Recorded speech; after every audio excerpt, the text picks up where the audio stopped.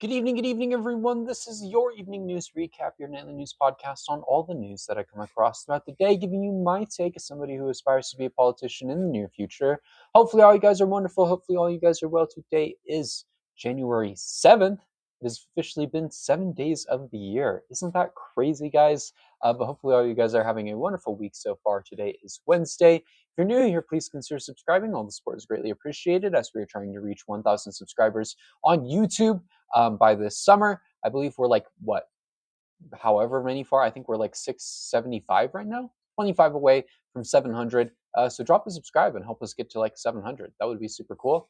And if you're on Substack, please consider subscribing as well. It's $8 a month. All funds go to me. Helps me pay for the things that I need to pay for in my life, like my groceries, like my clothing, and like all the other things that I need to pay for in my life that are very important that any adult needs to pay for.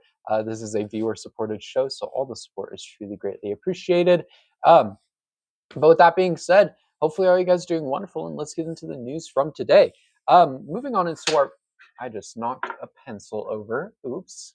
Um, Moving on into our daily New York Times historical news article thing. The article we have today is Kiergan attacked after practice, assailant flees. Of course, this is the popular ice skating Olympics incident where an ice skater was attacked, I believe. So this is from January 7th of 1994. A figure skating practice in Detroit, Nancy Kerrigan, the gold medal favorite in the upcoming Lillehammer Olympics, was struck above the knee by a then unknown assailant. He turned out to have been hired by the ex-husband of Miss Kerrigan's rival, Tanya Harding. Miss Kerrigan went on to win a silver at Lillehammer. I know what the incident is talking about. I believe there was a documentary made about that as well, and I've seen like the clips all over TikTok every once in a while, right? But this is definitely a very interesting thing. I've never really been big in the Olympics or following the Olympics.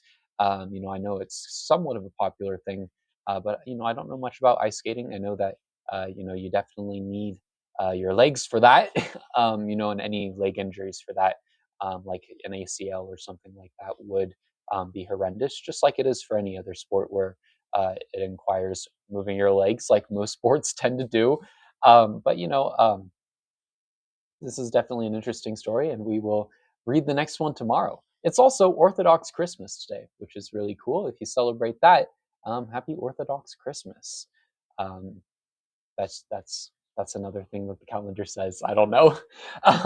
In other news, moving on into the news from today, going on into the Trump administration segment, Trump has announced that Venezuela will send millions of barrels of oil to the United States, and he will control it.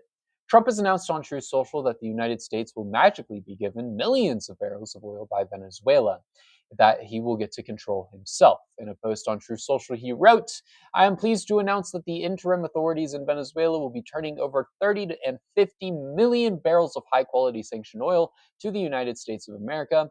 This oil will be sold at a market price, and that money will be controlled by me as the President of the United States of America to ensure this is used to the benefit of the people of Venezuela and the United States.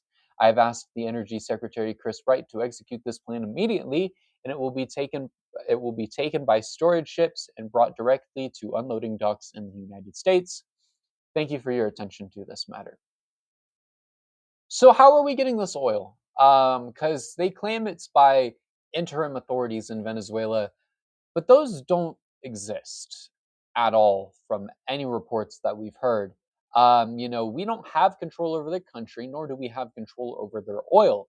We went to their country, bombed their capital, and stole their leader. And in hindsight, that did nothing. The same Maduro administration is actively in charge with their vice president of that administration running the country. And not a single U.S. ally has any power in the country to change that at the moment.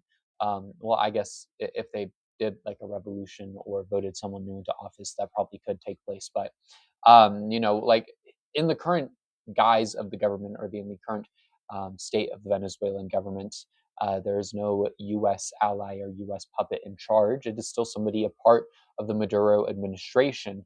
It truly makes no sense at all how they plan to magically spawn in all of this oil, but maybe they're using oil tankers. I don't know. That's a bit of a theory I have. I'm not too entirely sure because they don't seem to want to explain that part. In other news, of course, the United States will indefinitely control this oil. The United States has announced that they plan to indefinitely control all of Venezuela's oil, and Trump will be the one who decides how it plays out.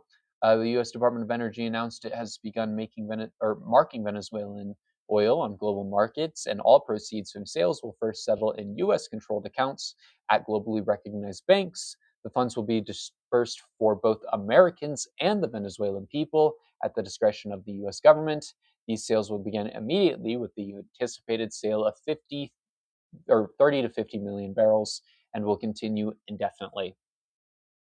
Again, how do we plan to do this? Because we have no control over what is going on in Venezuela, no control over the oil, no control over the government.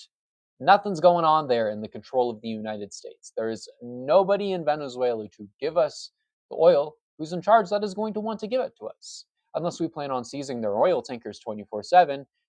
Is that how we plan on doing this? Because like we've been doing that. I mean, we'll talk about that next. We seized two more oil tankers today.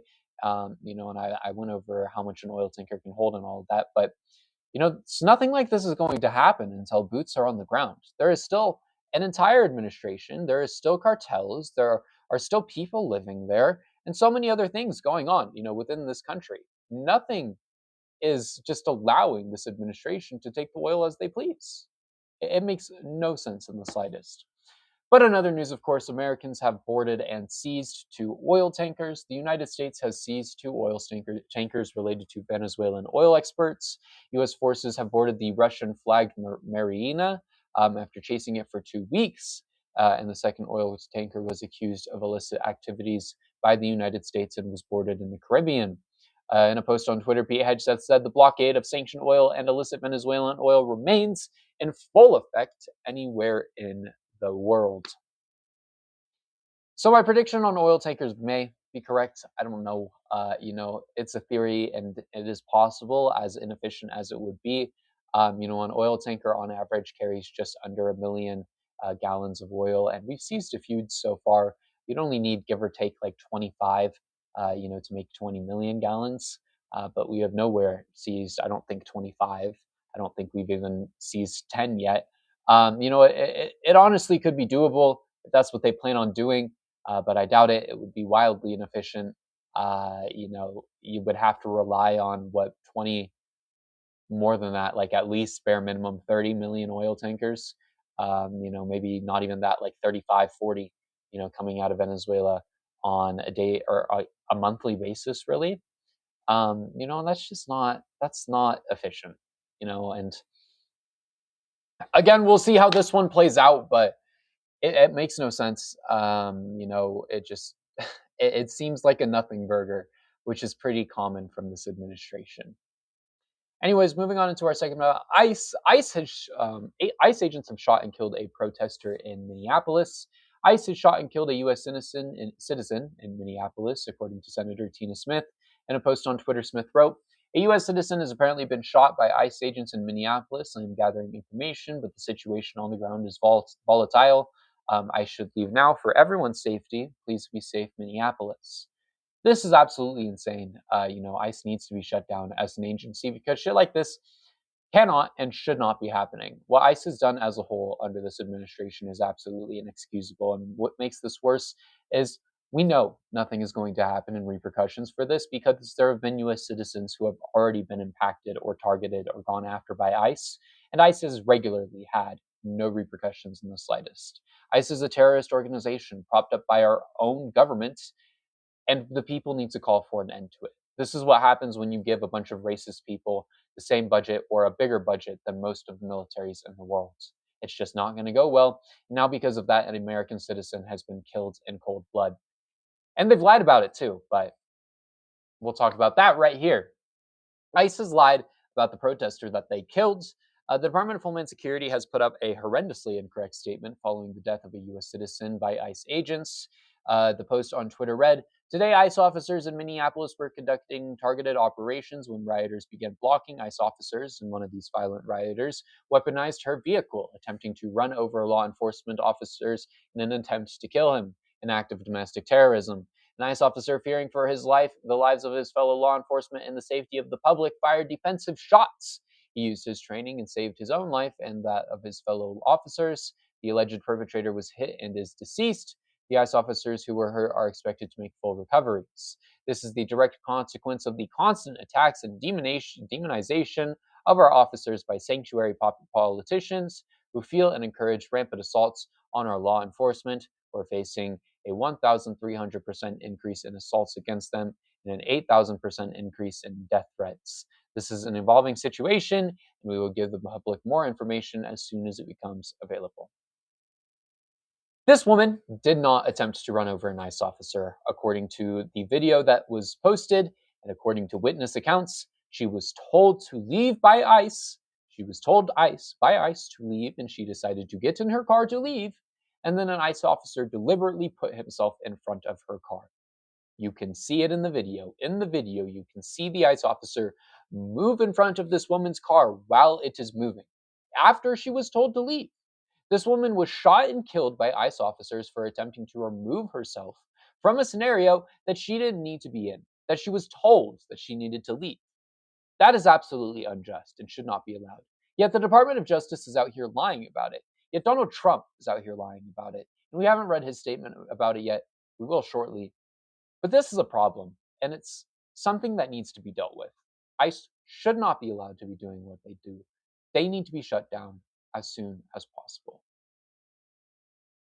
In other news, ICE also blocked ambulances and first responders from helping after the Minnesota shooting. According to witnesses from the Minneapolis ICE shooting, because of ICE first responders couldn't get onto scene. ICE agents didn't move their cars, which led to them not being able to get through. Firefighters and paramedics had to walk on foot to administer first aid to people across the event.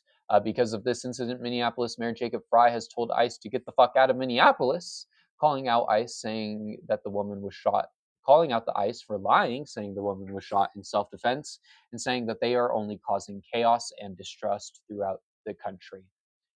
ICE has got to go.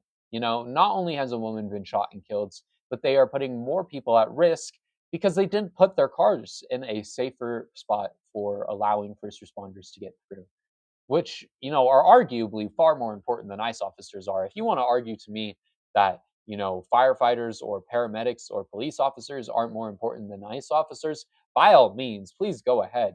But I cannot promise you are going to win that one.